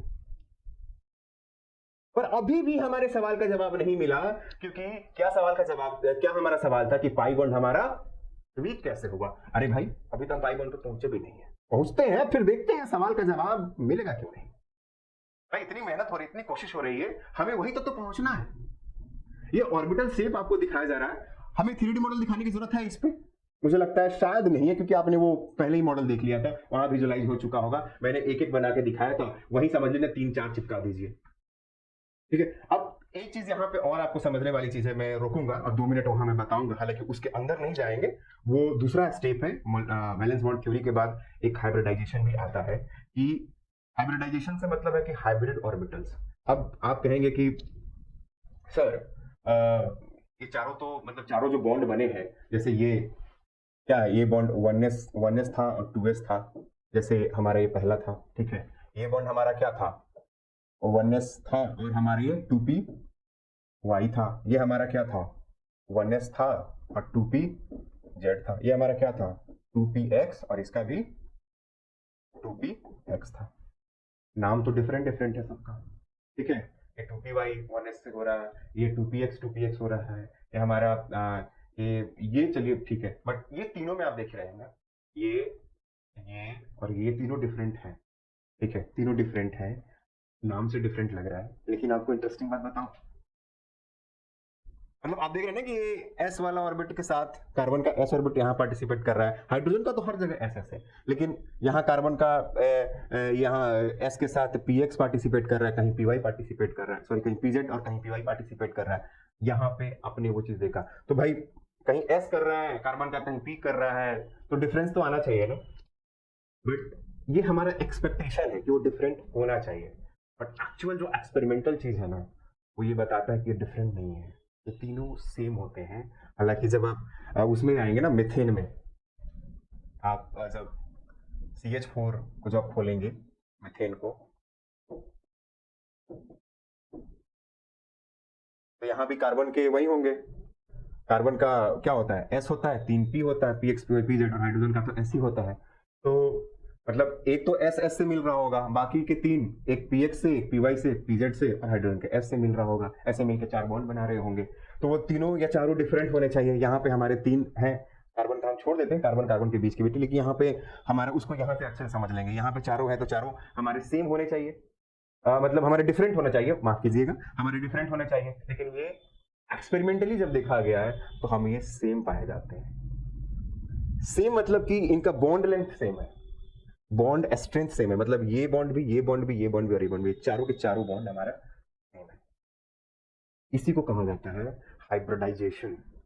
हमने जो एक्सपेक्ट किया था उससे ना होके कोई एक नया हाइब्रिड बना हुआ वहां दिखा हमें, तो हाइब्रिड ऑर्बिटल्स के वजह से उसको हम हाइब्रिडाइजेशन बोलते हैं, कि तभी वहां से टर्म से एक नया टर्म उसको लेके आए, जो उसने प्रूव किया। यहाँ वैलेंस बॉन्ड थ्योरी इस चीज को नहीं प्रूव करती है, वो बताती है पाई बॉन्ड कैसे वीक हो जाता है, बट इस चीज को प्रूफ नहीं कर पाती है कि भाई ये जो सारे बॉन्ड इक्विवेलेंट कैसे हैं CH4 में, या फिर यहाँ पे जो मतलब जो CH3 जो था, इसमें तीनों कार्बन, तीनों हाइड्रोजन के साथ जो कार्बन का बॉन्ड है, वो तीनों इक्विवेलेंट कैसे है।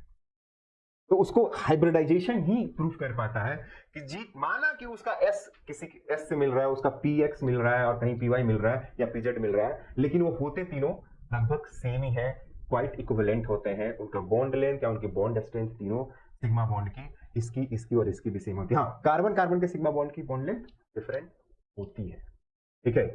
इसके कंपैरिजन में हाइड्रोजन के साथ, क्योंकि वहां कार्बन है ना। और यहाँ पे डिफरेंस इसलिए आ गया ना क्योंकि यहाँ पे क्या था, हाइड्रोजन और कार्बन था, यहाँ भी हाइड्रोजन कार्बन था, यहाँ भी हाइड्रोजन कार्बन था, लेकिन यहाँ कार्बन कार्बन है तो एक बल्कि साइज हो गया अपने आप में हाइड्रोजन के कंपैरिजन में, तो वो डिफरेंस है। बट ये हाइब्रिडाइजेशन थ्योरी ही इसको एक्सप्लेन कर पाती है कि चारों के चारों बॉन्ड इक्विवेलेंट क्यों होते हैं, लेंथ और स्ट्रेंथ बराबर कैसे होते हैं।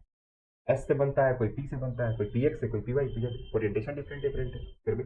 तो वही हाइब्रिडाइजेशन थ्योरी इसको एक्सप्लेन करती है कि ये हाइब्रिड ऑर्बिटल हो जाते हैं इसलिए डिफरेंट होते हैं। तो यहाँ पे आपने जब भी देखा होगा ना तो यहाँ ऐसे लिखते हैं इसको, और वो हाइब्रिड ऑर्बिटल में जानते क्या हो जाता है, चार होते हैं टेट्रावेलेंट, क्या होता है, एक एस होता है, तो कीजिएगा, एक एस होता है और तीन पी होता है कार्बन का, वन एस सॉरी वो एक एस मतलब एक एस और तीन पी होता है, ठीक है। अब ये मिलके ना आपका यही बनाता है sp3। तो वहां एक ऑर्बिटल्स को ना, चाहे वो एस हो चाहे पी हो, वहां एक ऑर्बिटल को ना हम sp3 हाइब्रिडाइज्ड ऑर्बिटल बोलते हैं। तो यहां पे जो बॉन्ड होता है ना 1s और इसके एक sp3 हाइब्रिडाइज्ड ऑर्बिटल, हाइड्रोजन का 1s और कार्बन का sp3 hybridised orbitals, 1s sp3 hybridised orbital, इसके बीच की वो बॉन्डिंग होती है तो हाइब्रिड ऑर्बिटल बन जाता है। तो वही इक्विवेलेंट बनाता है। तो मतलब मैं यहाँ पे आप कि जेहन में वो सवाल आता कि यार या क्या ये तीनों डिफरेंट हो सकते हैं क्योंकि डिफरेंट चीज से बने हुए हैं, कोई पी वाई से बन रहा है, कोई पीजेड से बन रहा है, कोई एस से बन रहा है, कार्बन के एस से, बट ऐसा होता नहीं है क्योंकि एक्सपेरिमेंटली जब देखा गया तो वो हाइब्रिड ऑर्बिटल्स थे और उनको हम मान के चलते हैं कि सारे के सारे कार्बन के ये sp3 हाइब्रिडाइज्ड ऑर्बिटल्स हैं और उनके थ्रू ये बॉन्ड बनता है। तो let's move on the next thing कि अब हम यहाँ पे सारा का सारा हम देख पाए कि सिग्मा बॉन्ड था, तो भैया पाई बॉन्ड बताओ ना, कब बताओगे, घंटे निकल गए, आपके सवाल के जवाब तो अभी भी नहीं मिले। अरे इतना आसान थोड़ी था सवाल का जवाब ढूंढना, जब इतनी आसानी से कोई चीज मिल जाए ना तो आप समझ लीजिए कि उसके बीच में बहुत कुछ चीजें छोड़ दी है, या फिर वो सवाल बहुत छोटा था, आसान था, तो उससे कुछ ज्यादा कुछ खास आपको फायदा भी नहीं होगा। तो थोड़ा मुश्किल है, मतलब टाइम टेकिंग है, तो हम धीरे धीरे उस प्रोसेस में बढ़ते हैं। आते हैं नेक्स्ट स्लाइड पे। अब हम आते हैं पाई बॉन्ड के फॉर्मेशन पे, ठीक, फॉर्मेशन ऑफ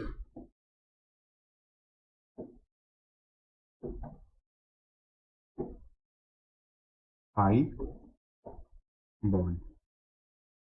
ठीक, एक चीज तो हमने जान लिया पाई बॉन्ड के फॉर्मेशन में कि उनका जो बेसिकली फॉर्मेशन होता है वो जो इंटर न्यूक्लियर एक्सिस होता है, ठीक है,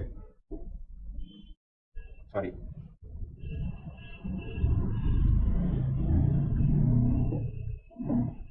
जो इंटर न्यूक्लियर एक्सिस होता है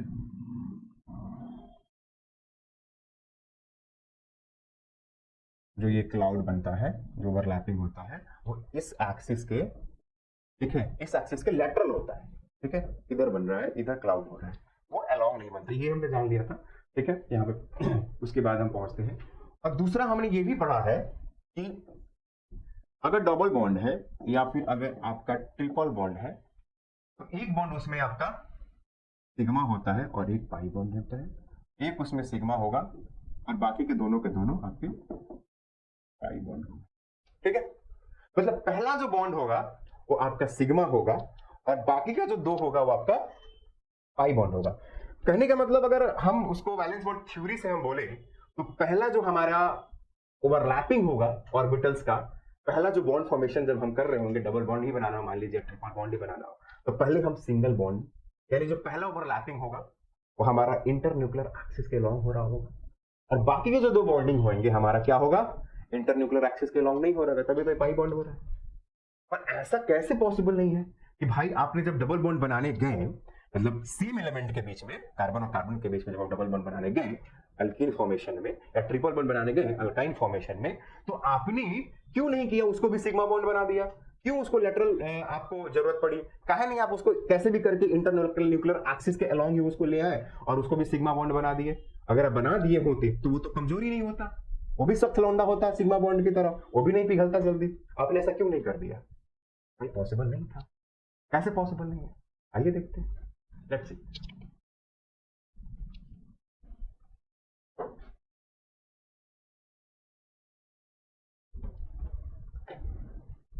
ठीक है, कैसे पॉसिबल देखते हैं।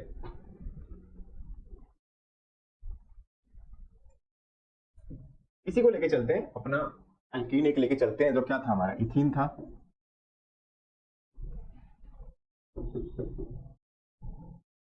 इथीन को ही लेके चलते हैं, ठीक है। हम बहुत करीब है अपने सवाल के जवाब के। क्या था, hydrogen hydrogen double bond, sorry guys, hydrogen, ठीक है। तो सिग्मा बॉन्ड तो आपने पढ़ लिया, इसके बारे में मैं अब CH बॉन्ड के बारे में नहीं बताने जा रहा हूं, क्योंकि ये सिंगल बॉन्ड है, सिग्मा बॉन्ड है, आप सब जानते हैं इसके बारे में, ये भी नहीं बताने जा रहा हूं। हम इसके पहले और दूसरे बॉन्ड, हम पहले कार्बन और कार्बन के बीच में सिग्मा बनाएंगे, फिर पाई बनाएंगे, फिर दूसरा बॉन्ड बनाएंगे और देखते हो कैसे वो पाई बन जाता है, हम उस पर हमारा फोकस रहेगा, ठीक है। तो अब देखिए, मान लीजिए कि हमारा, जैसे मैंने ये बनाया, एक बॉन्ड ही बनाया होगा, तो हमारा पहले क्या था, 2 ऑर्बिटल्स, हमारे 4 कार्बन के कितने, 4 ऑर्बिटल्स थे, कौन, s, और 3 p के, कौन, px, py और pz, हमारे 3 ऑर्बिटल्स थे, ठीक है। मैं ये मान के चलता हूं कि हमारा इसमें s इसके साथ खर्च हो गया होगा, खत्म, ठीक है। pz मान लीजिए कि हमारा इसके साथ खर्च हो गया होगा, खत्म, 2 बच गया और 2 बॉन्ड बचा हुआ है, उसको हम देखते हैं कैसे बना होगा। तो पहले तो हमारा सिग्मा बॉन्ड ही बना होगा, पहले जब बनने गया होगा तो सिग्मा बॉन्ड बना होगा, या पहला एक बॉन्ड बना होगा, दूसरा फिर बॉन्ड बना होगा। अब देखते हैं क्या होता है, पहले उसके, अब मान लिया हमारा px और py बचा हुआ है, ध्यान से देखिएगा ऑर्बिटल्स, हमारा pz और हमारा s यूटिलाइज हो चुका है, बचा क्या है हमारे पास, px एंड py। इस कार्बन का भी सेम, दोनों यूटिलाइज हो चुका है, बचा क्या है आपके पास, ये यूटिलाइज हो चुका है, ये आपका सेविंग है, ये कार्बन है यहाँ पे, ठीक है। ये आपका, मैं क्या क्या यूज किया था, पहले तो हम यूज कर ही रहे हैं, ठीक है, जमेगा नहीं,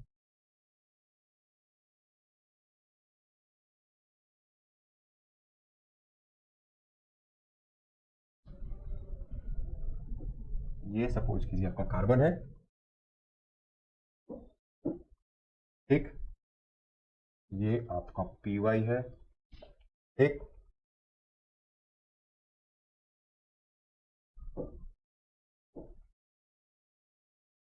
और ये आपका p है, ठीक, ये आपका y, ये आपका x, दूसरा कार्बन है,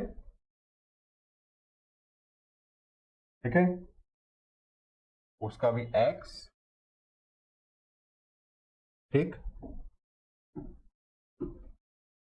उसका भी y, ये x और ये y, ठीक है। तो चलिए पहले ओवरलैपिंग कराते हैं, इन दोनों का ओवरलैपिंग कराएंगे, ठीक, करा के देखते हैं क्या होगा। ये y एक्सिस हो गया, ये आपका x एक्सिस हो गया, ये x एक्सिस, ये आपका y एक्सिस, ठीक है। 2 बॉन्ड बनाने हमें, बाकी दोनों हम भूल जाते हैं, वो हमारे बने हुए हैं। ये हमारा py हो गया, ये हमारा px हो गया, x एक्सिस के लॉन्ग है, ये भी हमारा py हो गया, और ये भी हमारा px हो गया, ठीक। पहले हम इस px और px को मर्ज कराते हैं, ठीक है। पहले हम इनका ओवरलैपिंग देखते हैं कैसा बनेगा, ये देखिएगा ध्यान से, कैसा ओवरलैपिंग पॉसिबल है। जब हम दोनों को हम ले आएंगे, इसको px और इसके px को जब हम ले आएंगे, यही है दोनों ना, ऐसा भी ओवरलैपिंग पॉसिबल है ना, यहाँ पे px px, अभी y बचा हुआ है हमारा, लिख देते हैं उसको भी,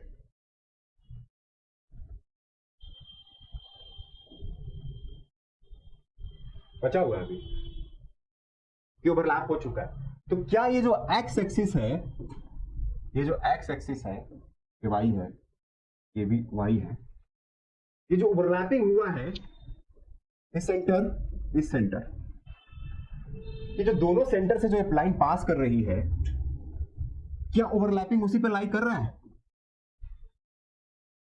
कर रहा है सर, बिल्कुल कर रहा है, कर रहा है ना जी। देखिए ये एक्स का जो लोब्स है और यहां इस दूसरे कार्बन के जो एक्स के जो लोब है, और इन दोनों के सेंटर जो यहां पे और यहां पे होंगे, इन दोनों के सेंटर को ज्वाइन कर रही है जो ये एक्स एक्सिस, हालांकि वो एक्स एक्सिस ही है, और जो ज्वाइन कर रही है और ओवरलैपिंग जो हो रही है उसी एक्सिस पे लाई कर रही है ना।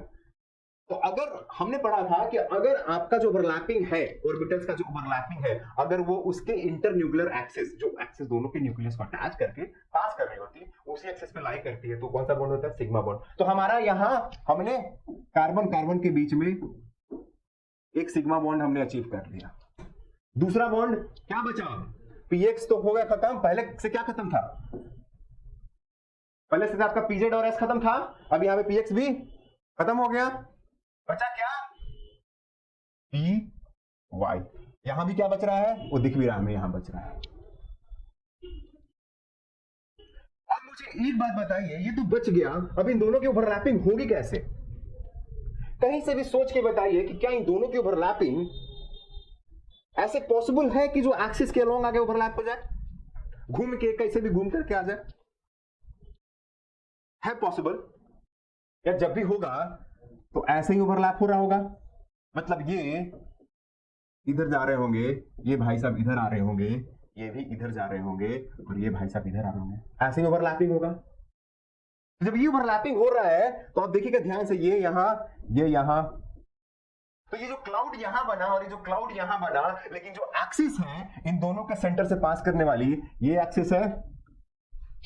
तो क्या है जो ओवरलैपिंग, जो पॉसिबल ओवरलैपिंग यहां पर दिख रहा है, मोस्ट पॉसिबल ओवरलैपिंग जो दिख रहा है यहां पे, वो एक्सिस के लेटरल है या लॉन्ग है? लेटरल है ना, उसके परपेंडिकुलर है ना, एक्सिस पे नहीं है ना, एक्सिस के दोनों तरफ है ना, एक्सिस से हट के है ना, अवे फ्रॉम द एक्सिस है, लेटरल है।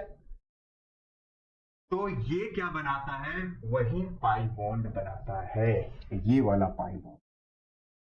जो पहले सिग्मा के बाद जो दूसरा बॉन्ड बनता है वो पॉसिबल ही नहीं है कि वो इंटरन्यूक्लियर एक्सिस के अलोंग जाके बनाए, मतलब कि वो सिग्मा, दूसरा सिग्मा बॉन्ड बन पाए। वो हमेशा जब भी बनाएगा तब क्या बनाएगा?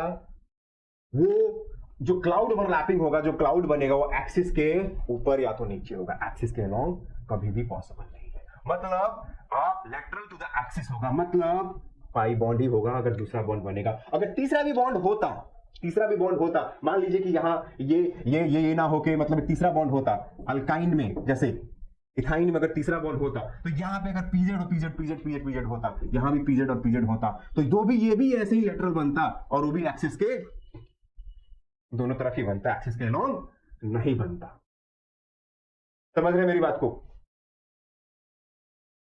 समझ रहे नहीं समझ रहे? वो एक्सिस के अलोंग नहीं बनता, तो जब एक्सिस के अलोंग बन ही नहीं रहा है तो सिग्मा तो तुम हो ही नहीं। मतलब क्या है कि भाई अगर मल्टीपल बॉन्ड, कितना भी बॉन्ड क्यों ना हो, अगर दो मॉलिक्यूल के बीच में अगर मल्टीपल बॉन्ड कितना भी क्यों नहीं हो, 2 हो 3 हो 4 हो क्यों ना हो, लेकिन एक ही सिग्मा पॉसिबल है, बाकी ये सारे के सारे क्या होंगे? आपके पाई बॉन्ड होंगे। अब हमारा तो सवाल ही नहीं था कि पहला सिग्मा होता है, बाकी क्यों, तो आराम से रख लीजिए, कोई इशू नहीं है। पहला सिग्मा, उसके अलावा जितना बॉन्ड होगा सारा का सारा पाई, दो मॉलिक्यूल, दो एटम के बीच में।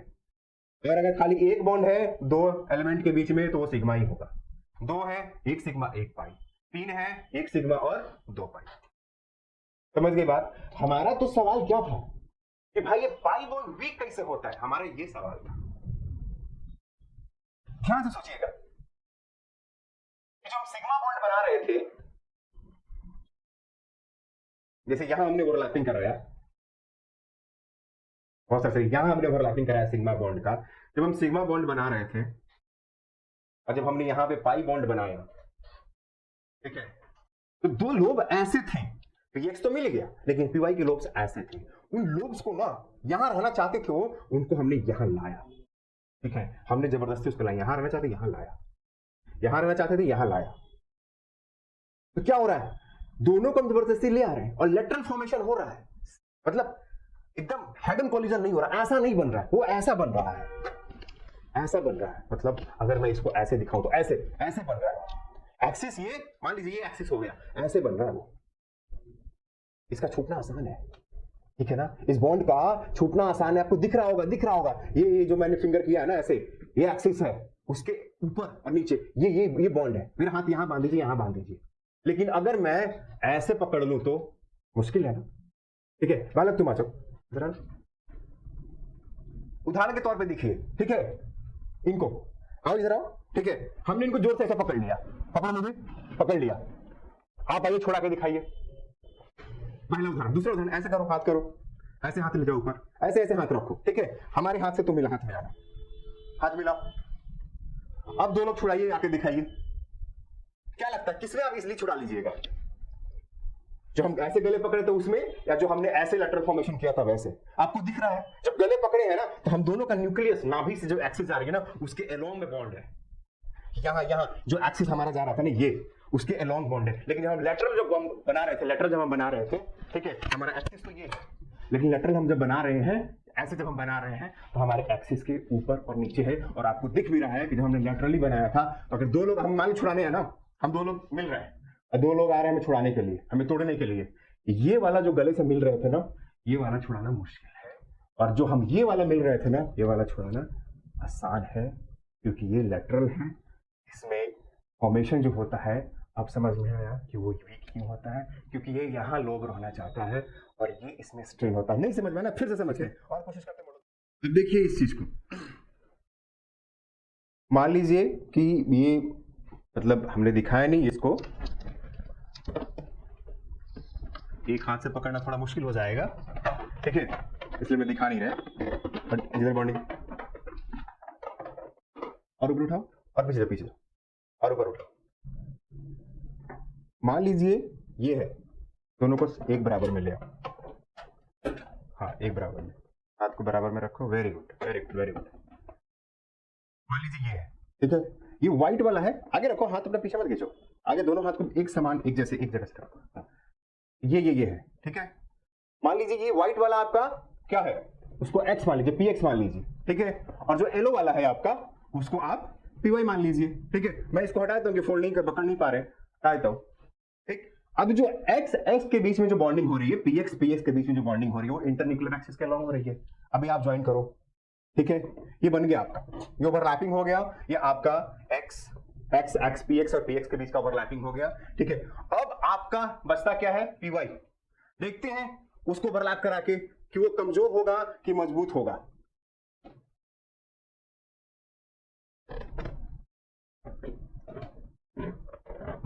आपको ऐसे, very good, very good, very good.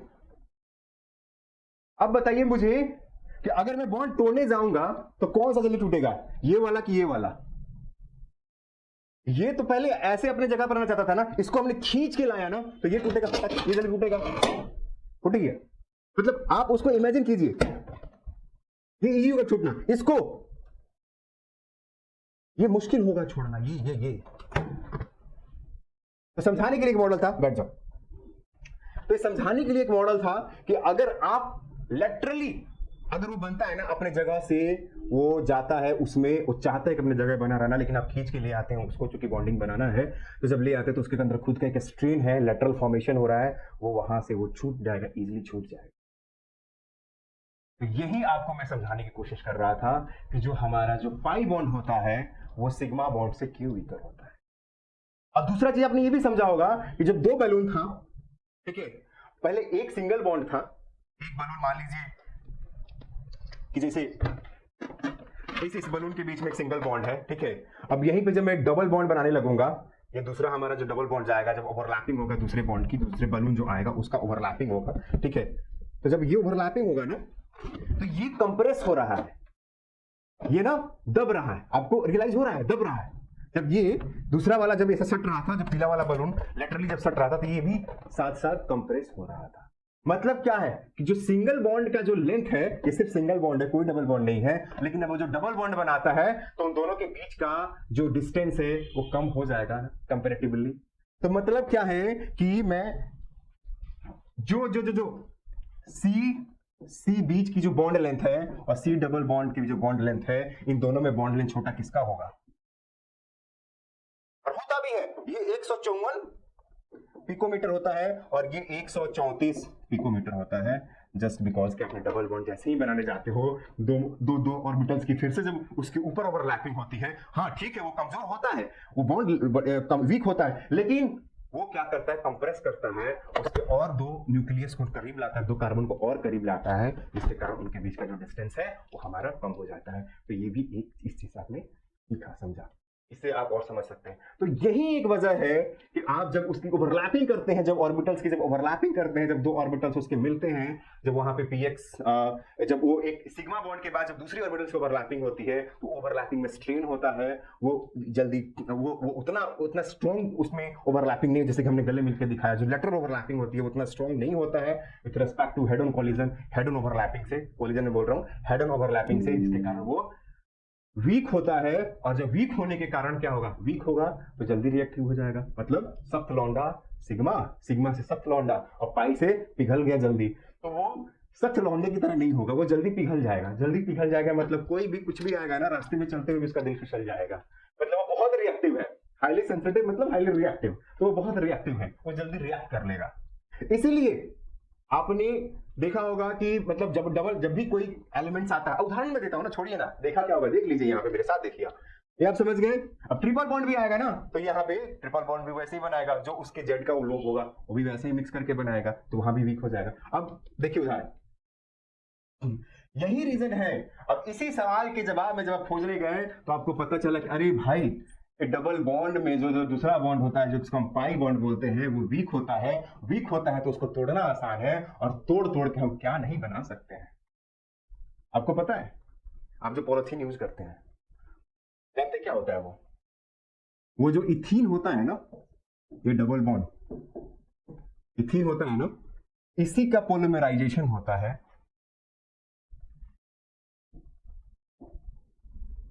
On high temperature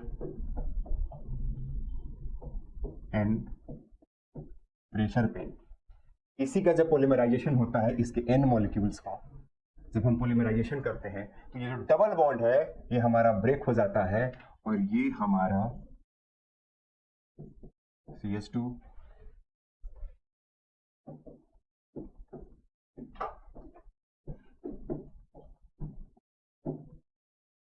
ये इथीन से हमारा ये जो बना, हम इसको पोली बोलते हैं। आपने बहुत सारे एप्लीकेशंस पढ़े होंगे, आपने एक और एप्लीकेशन पढ़ा होगा कि जो अल्कीन होता है उसमें जब हम हाइड्रोजन को ऐड करते हैं, आप हाइड्रोकार्बन और पढ़ेंगे, जब आप हाइड्रोजन को एडिशन ऑफ हाइड्रोजन, ठीक है, जब हाइड्रोजन को दो डाई हाइड्रोजन को ऐड करते हैं इन प्रेजेंस ऑफ निकेल, कह लीजिए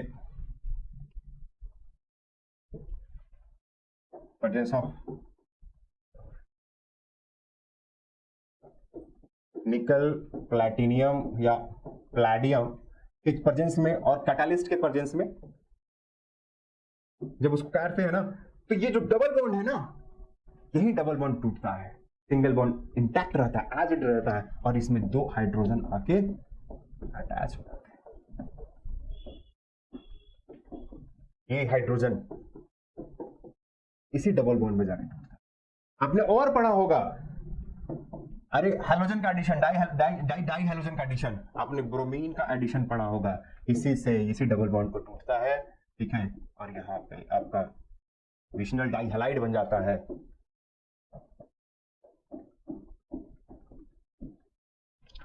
कहीं भी सिंगल बॉन्ड नहीं टूट रहा है, वो हमेशा जब भी टूटता है ना, वो पाई बॉन्ड ही टूटता है। और इंटरेस्टिंग चीज आपने पढ़ा होगा या पढ़ेंगे, दुनिया भर के उदाहरण है। आप देखिए ना, आपने पॉलिथीन बना लिया, पॉलीप्रोपीन भी बनता है, आप पॉलिथीन बना के पॉलिथीन यूज कर रहे हैं। उसी सवाल के जवाब में जब उस थ्योरी की खोज हुई, जब उसके रूट का पता चला, जब उसके कॉज का पता चला, तो पॉलिथीन का आविष्कार होने लगा। उसी सवाल के जवाब में जब आपके पास पॉलीप्रोपीन था,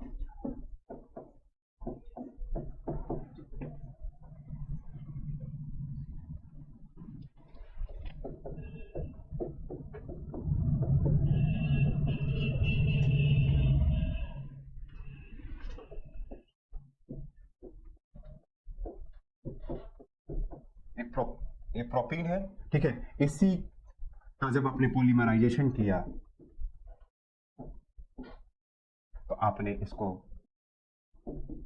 पॉलीप्रोपीन बनाया। आपने सुना होगा पॉलीप्रोपीन। आपको पता है बेंजीन भी ऐसे ही बन जाता है, देखिए कैसे।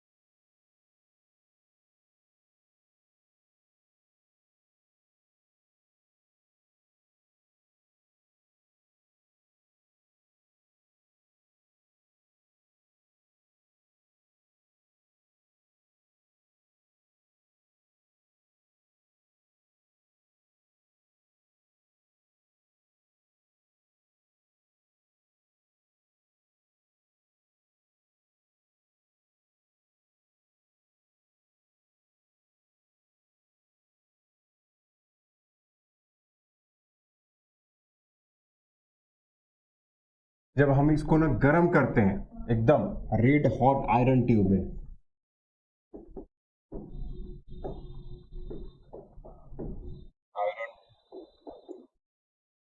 में, मतलब 600 डिग्री सेल्सियस के अराउंड, 873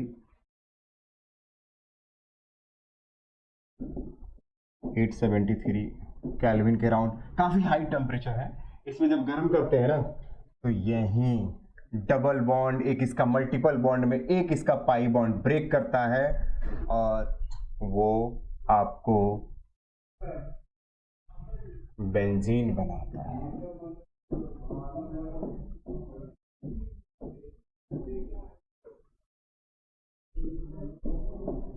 एक्चुअल स्ट्रक्चर बेंजीन का ये होता है, ये नहीं, ठीक है।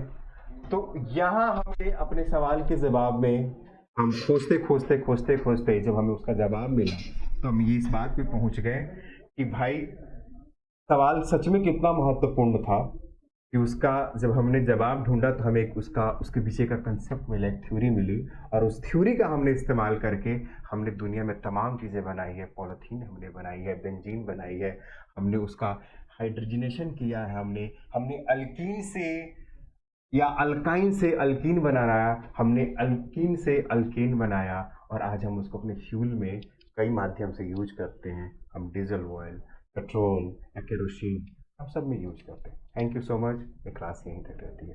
धन्यवाद।